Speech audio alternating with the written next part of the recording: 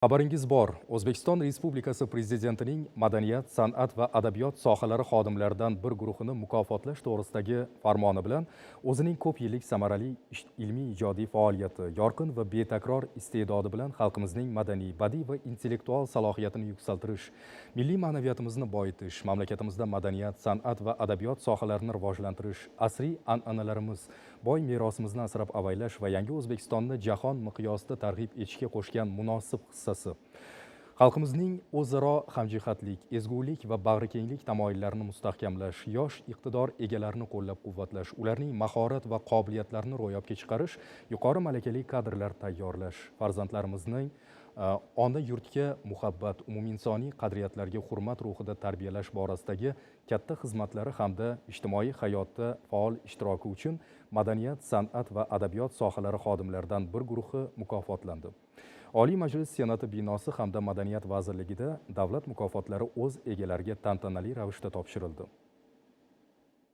Mazkur hujjat bilan ko'p yillik samarali faoliyati, betakror iste'dodi va fidokorona mehnati orqali milliy ma'naviyatimizni boyitib kelayotgan o'nlab ijodkorlar yuksak e'tirof etildi. Juda xursand bo'ldik. Mana hozir ko'rib turibman, mana shu yerga kelgan hamma san'at ahli, ustozlar, san'atkorlar qalbida quvonch, ko'zida quvonch, hattoki ko'zlariga yosh olganlarini ham ko'rib turibmizda.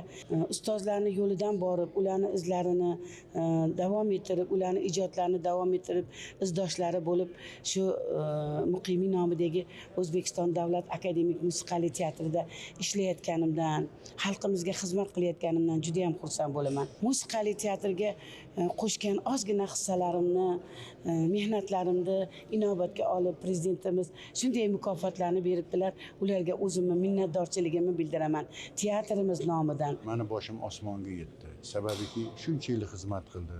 Shuncha yil o'rin olganlarga e'tibor berdim. Orzuyim bor edi. Yaxshi niyat qilganman. Mana ham Xudo xolasa shularning qatorida bo'laydi. Mana bilasizmi, sabr toqatlik bo'lsak, Xudo xolasa hamma narsa bo'lar ekan. Baribir bir kun emas bir kun yurtboshi baribir e'tibor beradi, hammaga beradi. Endi hozir medalni taqib olib qolgan gaplarni hammasini ashitib aytamiz.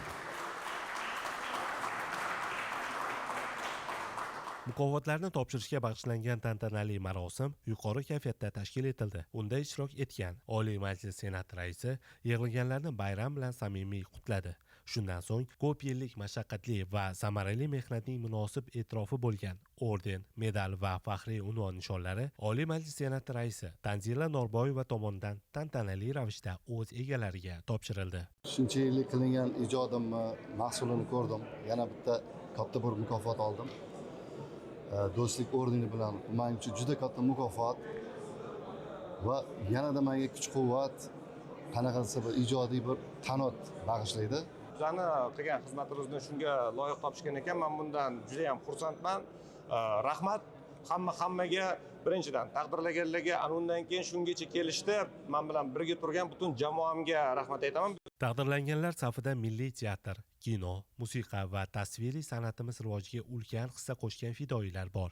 Xususan, xalq suygan san'atkorlar, rejissyor va dramaturglar, shuningdek restavrator hamda hunarmandlarning mehnatlari ham munosib e'tirof etildi. Hayajondamiz, ko'rib turibsizlar. Bu kunni kutgandik. Muhtaram prezidentimizga kattakon rahmat. Shunchalik e'tirof qilib, e'tiborlariga olganlari uchun kattakon rahmat. Davom etamiz. Sadoqat ila O'zbekiston Respublikasiga xizmat qilish davom etiladi. Marosimda so'z olgan ijodkorlar ko'rsatilayotgan bunday yuksak e'tibor va e'tirof uchun davlatimiz rahbariga o'zlarining cheksiz minnatdorliklarini bildirdilar. Oliy Majlis Senati raisi Tanzila Norboyeva esa san'at ahlining ushbu samimiy dil izhorlari va minnatdorlik tuyg'ularini shaxsan muhtaram prezidentimizga yetkazishini alohida ta'kidladi. Zero ijodkor mehnati qadrlangan yurtda ma'naviyat yuksaladi, yangi va betakror asarlar dunyoga kelaveradi. Yillar davomida qilingan samarali mehnat e'tirof etilsa, har qanday insonning qalbi quvonchga to'ladi. Oila a'zolari, hamkasblar orasida yuzi yorug' bo'ladi.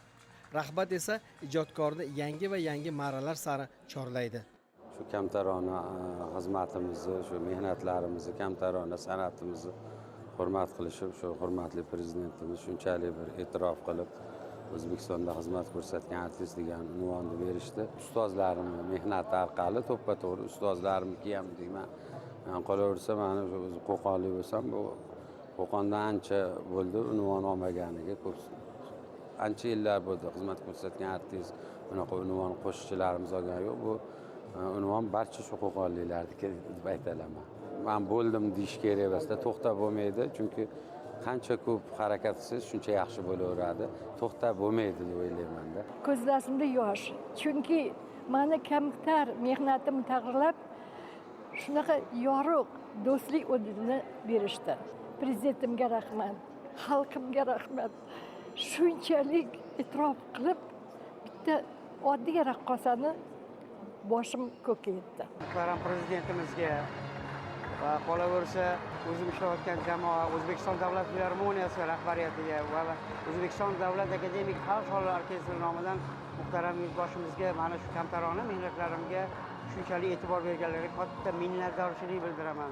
Jamoamiz nomidan bilan xudo xolasa O'zbekiston sharafini buyuk ko'tarib, xudo xolasa ijodimizni yana bundanda yuksak qilishga harakat qilamiz, xudo xolasa. Endi bizning xursandchiligimiz cheki yo'q. Biz yana bir narsadan xursandmizki, bizni atrofimizdagilarning xursandchiligini ko'rib biz xursand bo'lyapmiz. Shunchalik bizni atrofimizda yurganlar, hamkasblarimiz, qadrdonlarimiz shunchalik bizga bo'lgan munosabati samimiy ekanki, ular shu kechadan boshlab tingani yo'q shular. Tabriklar, ayniqsa bunaqasi hali bo'lmagan. Men shu mukofotni olgan hamma sohiblarga xayrli muborak bo'lsin demoqchiman. Kecha qaror chiqib, bugun xayrlikni olyapmiz. Biz haligi oldinlar bo'lardi, voy mukofot qaror chiqqandan keyin 2 oydan keyin berilardi. Mana kecha qaror chiqdi, mana bugun biz qo'limizga olyapmiz xayrlikni. Bugun borib uyimizga borib oila a'zomizni bilan baham ko'ramiz, xudo xolasa. Shuningdek, davlatimiz rahbarining farmoniga binoan mamlakatimizda madaniyat, san'at va adabiyot sohalarini rivojlantirishga ulkan hissa qo'shgan bir guruh marhum ijodkorlar ham davlatimizning yuksak mukofotlari bilan taqdirlandi. Ular orasida har birimizning suyukli aktrisamizga aylanib ulgurgan O'zbekiston xalq artisti Ikroma Boltaboyeva ham bor. Ularga mehnat shuhrati ordeni berildi. Mukofotni O'zbekiston Respublikasi Madaniyat vaziri Ozodbek Nazarbekov marhum aktrisaning oila a'zolariga olib borib topshirdi. Sog' bo'ling.